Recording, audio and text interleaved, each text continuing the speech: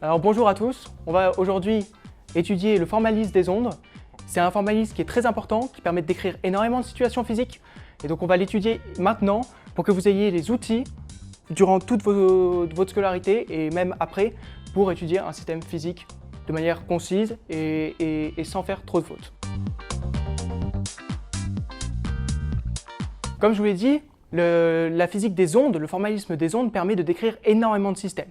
Il permet de décrire quasiment tous les systèmes physiques, en particulier lorsqu'on a une perturbation, il nous permet de décrire la propagation de cette perturbation. C'est une expérience qu'on a tous fait.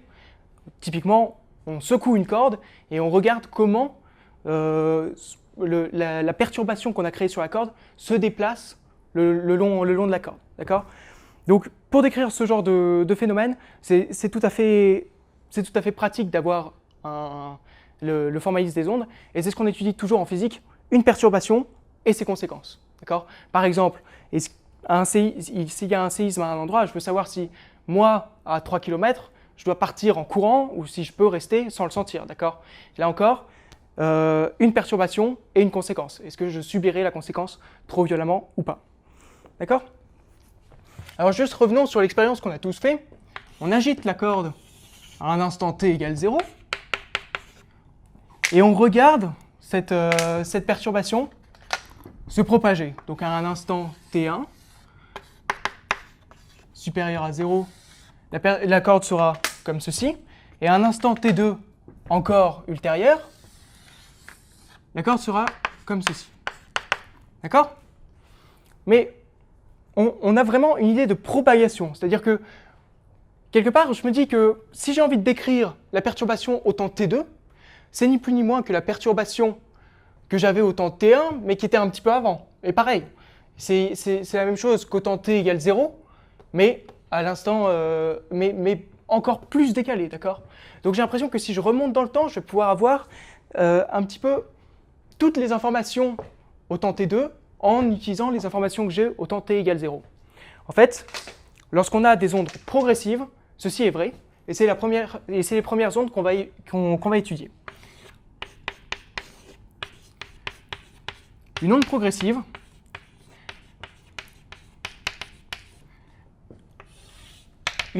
c'est une onde pour laquelle c'est une onde qui décrit une déformation qui ne change pas, qui avance juste, mais qui ne change pas de forme. D'accord ? C'est-à-dire que ici, la forme que j'ai, ça va être exactement la forme que j'ai ici et la forme que j'ai ici.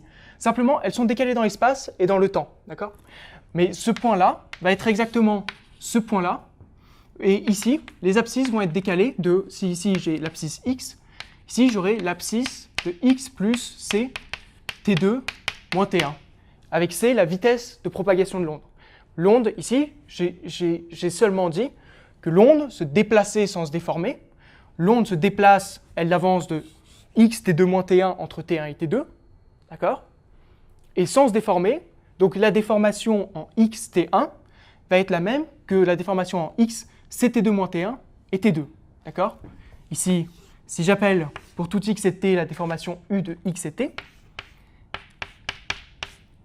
va être égale à u de x plus c t2 moins t1 et en t2. D'accord ? C'est ça la notion d'onde progressive. Vraiment, il faut se rappeler, simplement avec une phrase française, ce que c'est elle avance à la vitesse c sans se déformer. D'accord ? Mais maintenant, je pense qu'on peut faire mieux d'un point de vue du formalisme, et on peut, encore une fois, déterminer la fonction u et donner des conditions dessus pour qu'elle soit encore plus pratique à utiliser que ça. D'accord ? Pour ne pas avoir tout le temps à faire le jeu de « Ah, je sais qu'elle était là à l'instant t1, alors elle a avancé de c, et puis je dois calculer maintenant la position de l'espace où elle est. » D'accord ? En fait, mathématiquement, on a une manière d'écrire ça.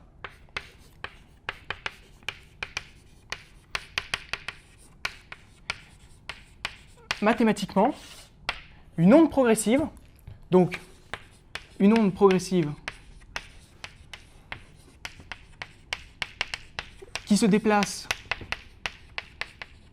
avec une célérité c dans le sens des x croissants, c'est-à-dire qu'elle se déplace dans ce sens-là si j'ai noté l'axe des x vers la droite, dans le sens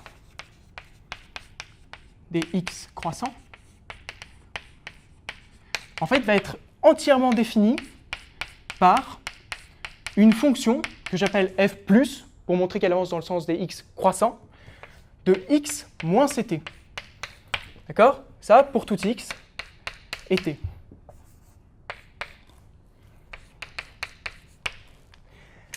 Que veut dire cette phrase? Encore une fois, d'accord? C'est que ma perturbation qui devrait être une fonction de deux variables, x et t, n'est en fait une perturbation que d'une seule variable, puisqu'elle ne se déforme pas. C'est-à-dire que si j'étudie la déformation en un point x et un point t ici, et bien en fait c'est la même perturbation quand x moins ct, hop, x moins ct, et c'est exactement la même au temps t moins x sur c. D'accord? Donc je remonte dans le temps pour déterminer la forme de cette fonction. Alors de la même façon, si on a maintenant une onde qui se propage dans le sens des x décroissants, on va avoir u de x de t va être seulement une fonction de x plus ct, parce qu'on se déplace dans l'autre sens. C'est comme si vous mettiez ici une vitesse négative. D'accord? Donc, dans le sens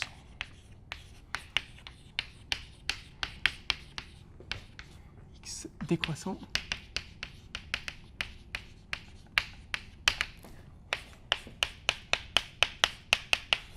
c'est moins x plus. Alors, ici, il est facile de faire une erreur. D'accord? Ici, vous voyez que u de x et de t, quand elle avance, on a x moins ct. D'accord? Mais c'est bien la fonction qui avance, donc f plus x moins ct. D'accord? Et ici, la perturbation recule, et on a pourtant un plus. D'accord? C'est pour ça que, moi, pour me rappeler, lorsqu'elle avance, je mets un plus ici, et je sais que je dois mettre le signe opposé à l'intérieur de la parenthèse. D'accord? Ici, elle recule, moins, donc je dois mettre un plus. D'accord? Bon, c'est simplement une petite façon de vous rappeler de ces deux choses-là. Donc c'est exactement, encore une fois, ce qui se passe quand vous avez un lasso. Hein. Quand vous avez un lasso, vous mettez un petit à-coup, la-coup va courir le long de la corde, et quand il sera au bout de la corde, le bout de la corde va aller tellement rapidement qu'il va dépasser la vitesse du son dans l'air, et vous allez entendre ce clac. D'accord? Ce n'est pas en tapant sur un esclave que vous entendez le clac, c'est parce que l'onde s'est propagée jusqu'au bout de la corde, et au bout de la corde, elle allait plus vite que la vitesse du son. D'accord? Donc c'est exactement ce qu'on est en train de modéliser ici. Maintenant, il est quand même assez difficile donc, de travailler sur des fonctions f+ et f- qui sont totalement arbitraires dans un problème physique donné. D'accord? Donc on étudie souvent ce qu'on appelle les ondes progressives sinusoïdales, qui se trouvent être, en fait on va donner une expression explicite à ce f+ et à ce f- pour pouvoir les manipuler et pour pouvoir les utiliser en pratique.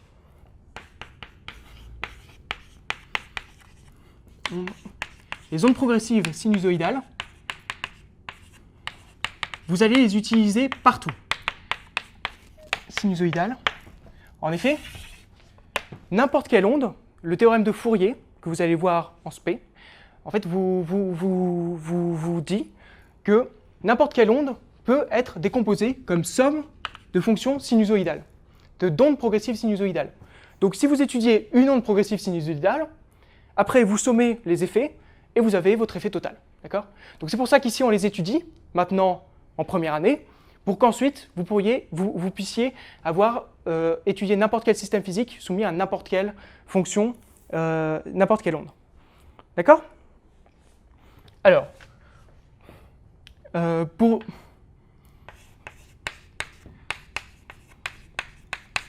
une onde qui se déplace, encore une fois, il faut disjoindre les cas dans le sens des x croissants et dans le sens des x décroissants, qui se déplace dans le sens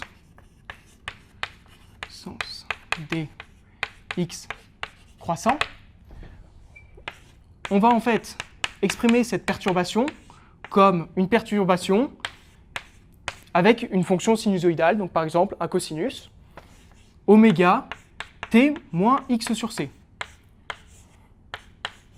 Donc si vous regardez bien cette forme-là, c'est cette fonction est bien fonction de x moins ct, d'accord? J'ai juste divisé par c, ce qui donne t moins x sur c.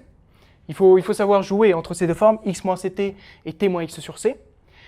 Ici, on donne quelques définitions. U0 est appelé l'amplitude. L'amplitude de l'onde sinusoïdale. Oméga est appelé la pulsation. Et C est appelée la cérélarité. Celle-ci, nous l'avions déjà vue. D'accord? On introduit aussi K, qui est égal à oméga sur C, qu'on appelle le vecteur d'onde.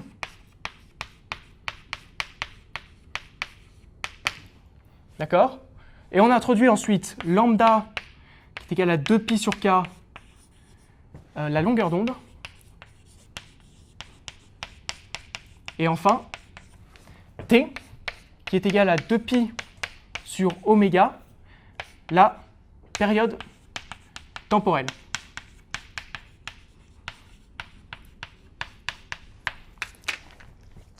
Alors pourquoi j'introduis lambda, une longueur d'onde, qui correspond plus ou moins à une période, puisque c'est proportionnel à 2pi sur oméga, et aussi une période temporelle qui est 2pi sur oméga. J'ai l'impression que j'ai défini exactement la même chose à un c près.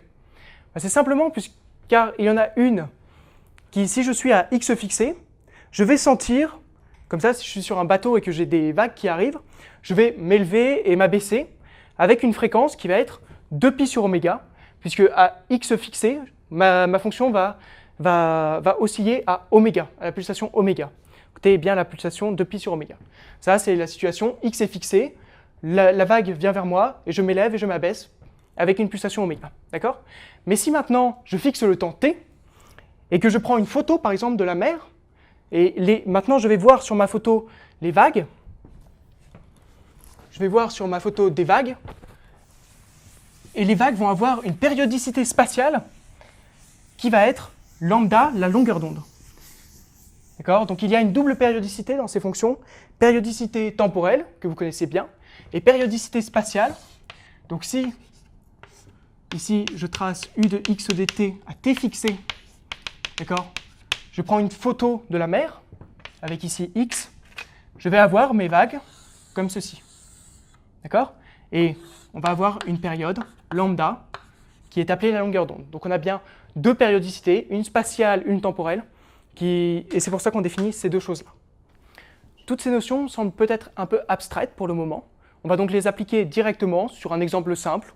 Donc l'exemple sur lequel cela marche le mieux, c'est la corde. Donc on va juste considérer une corde. Donc dans un souci de simplicité, on va considérer que cette corde est infinie et qu'on l'excite ici, et qu'on l'excite avec la main, comme ça, en x égale 0, on l'excite, et on l'excite sinusoïdalement, d'accord? Puisqu'on a vu, je vous rappelle que le théorème de Fourier vous dit que toutes les excitations que vous pouvez faire, en fait, se décomposent comme somme d'excitations sinusoïdales. Ici, on traite une excitation sinusoïdale, vous n'aurez plus qu'à sommer après, si vous avez une autre forme d'excitation. D'accord? Donc on excite tel que u en x égale 0 et en t, soit u0 cosinus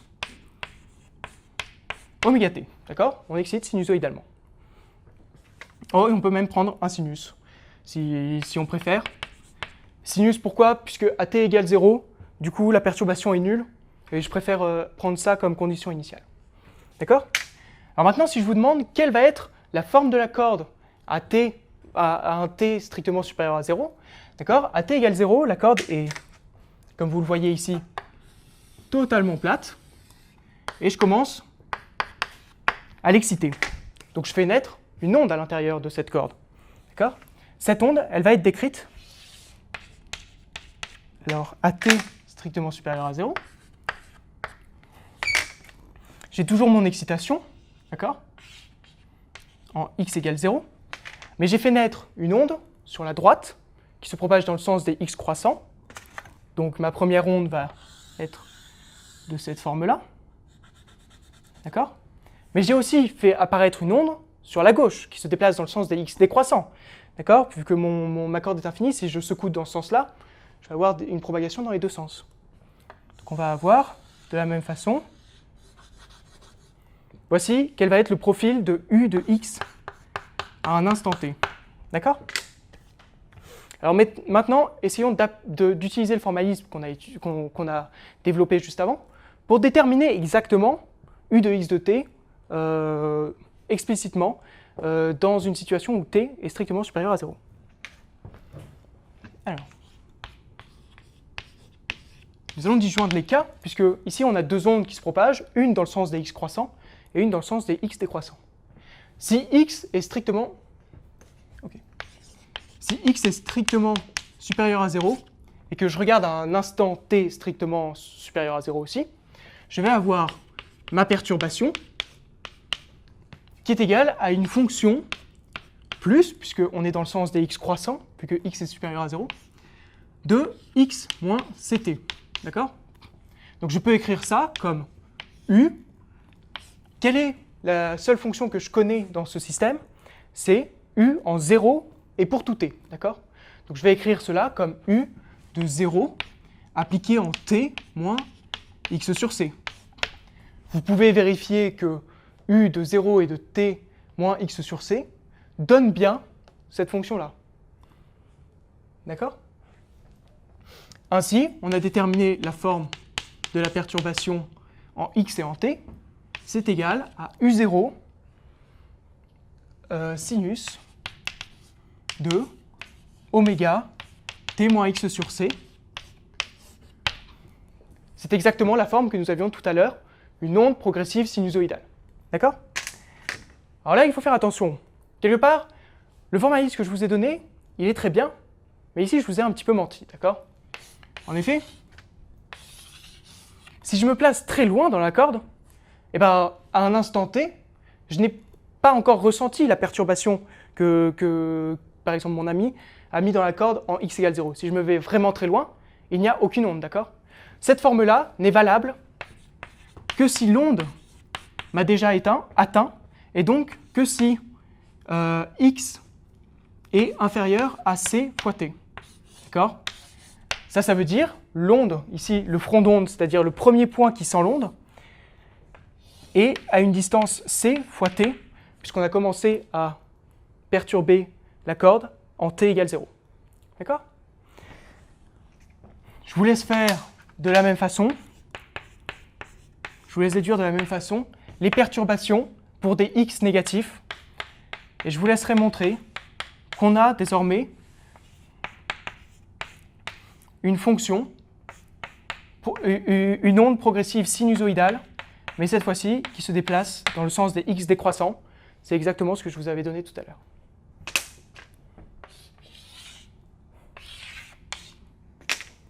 J'aimerais maintenant vous montrer comment on somme deux ondes qui se propagent dans la même corde. D'accord? Pour cela, je vais, en plus de cette première excitation, demander à quelqu'un d'autre d'exciter la corde en x égale L, d'accord, avec U de L et de T est égal à U0, la même amplitude, et sinus oméga T. Exactement la même excitation. D'accord? On voit ici que, puisque j'excite la corde à deux endroits différents, je vais avoir une onde qui va se propager dans ce sens-ci, une première, celle que nous avons étudiée tout à l'heure, mais aussi une onde qui va se propager dans ce sens-ci, d'accord? Alors, quelle va être la forme, ici, U x de t, pour un t positif? En fait, puisque le système est linéaire, on va simplement sommer les contributions des deux fonctions, d'accord? Alors, si on prend un t strictement supérieur à 0 et x qui appartient entre 0 et L, je vais choisir L tel que,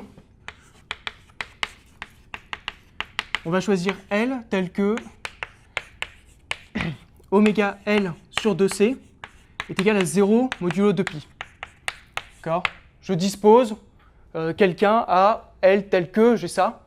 C'est juste pour que le calcul soit plus simple par la suite. D'accord?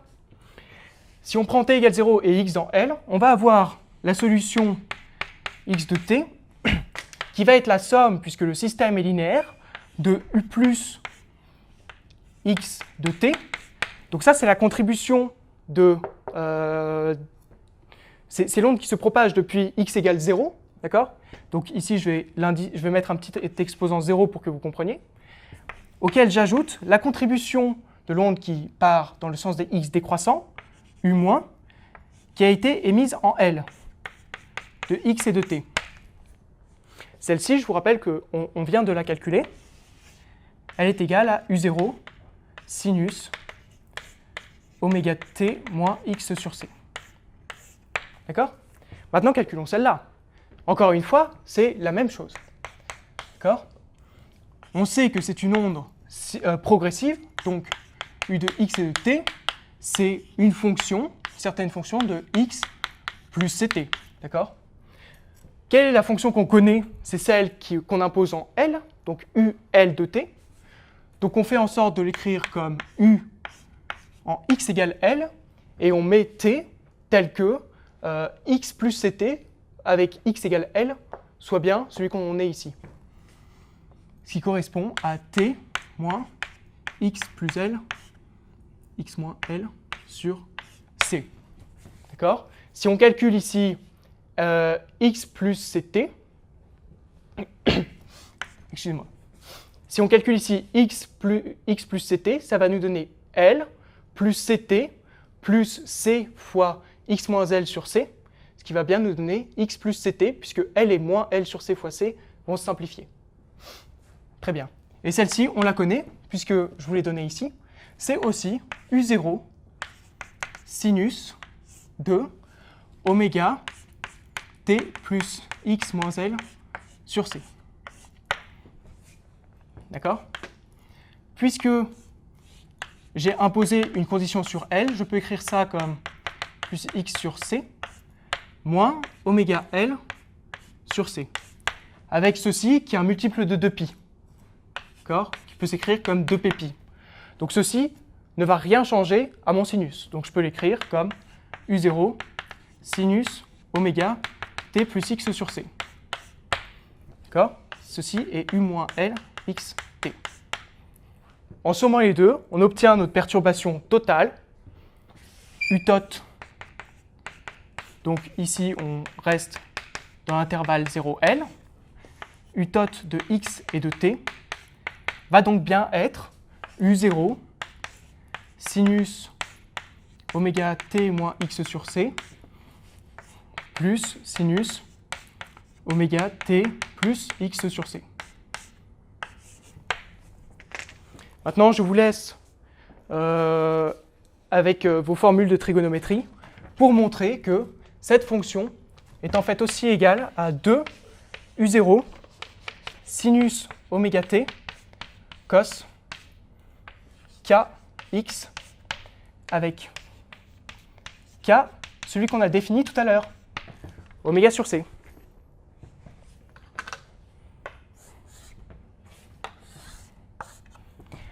Si on trace cette fonction, et ce sera sur ma dernière remarque, si on trace désormais cette fonction, on obtient une fonction dont les zéros ne dépendent pas 0, L, donc qui vaut ici une certaine valeur, ici une certaine valeur, et on obtient quelque chose comme ça, d'accord? Ici, les points où ces deux-là valent 0 sont appelés des nœuds. Et pourquoi sont-ils appelés des nœuds? Puisqu'ils valent toujours 0. En effet, ces deux points vérifient cos kx égale 0. Et ce cos kx, eh ben, il vaut 0 pour tous les instants t. D'accord? Donc à tout t, ces deux points-là vaudront 0. Donc la corde touchera toujours l'axe des abscisses pour tous les instants, ici et ici. C'est pour ça qu'on les appelle les nœuds. Les maximums sont, eux, appelés les ventres, puisque eux aussi vont toujours être maximum, puisqu'ils vérifient cos kx égale plus ou moins 1, d'accord? Mais cela pour tout t, d'accord? Donc ils ne vont jamais changer, ils vont toujours être maximum, de la même façon que les nœuds sont toujours minimum. En fait, en sommant ces deux ondes, on a obtenu une onde n'est absolument plus progressive, puisqu'elle n'avance plus. Cette onde est stationnaire. Elle va toujours avoir la même tête. Si vous prenez une photo à T puis à T1, vous aurez le maximum là, les deux là, et le minimum là. Ça va être toujours la même tête. D'accord? Donc cette onde ne se propage plus, elle est dite stationnaire. Et on voit qu'on a créé une onde stationnaire. Comment? En sommant deux ondes. On dit, lorsqu'on somme deux ondes, qu'elles interfèrent. Et on appelle interférence constructive quand elles se somment pour donner des maximums en amplitude, les ventres. Donc les deux ondes ont interféré constructivement au niveau des ventres et destructivement au niveau des nœuds. Dans ce chapitre, nous avons étudié les ondes progressives. Pourquoi? Puisque le théorème de Fourier nous dit que les ondes progressives suffisent à décrire entièrement un système sur lequel il y a eu une perturbation. Quelles sont les conséquences de cette perturbation sur notre système? Alors, nous avons vu à la fin que les interférences, c'est-à-dire les sommes d'ondes, font que la réponse du système n'est pas forcément progressive. Les ondes peuvent interférer constructivement ou destructivement pour former une réponse qui n'est pas progressive. Merci à tous d'avoir écouté. J'espère, si vous avez des quelconques questions sur le cours de la physique des ondes, n'hésitez pas à nous envoyer un mail à contact@optimalsubsp.fr et nous espérons vous revoir très bientôt chez nous.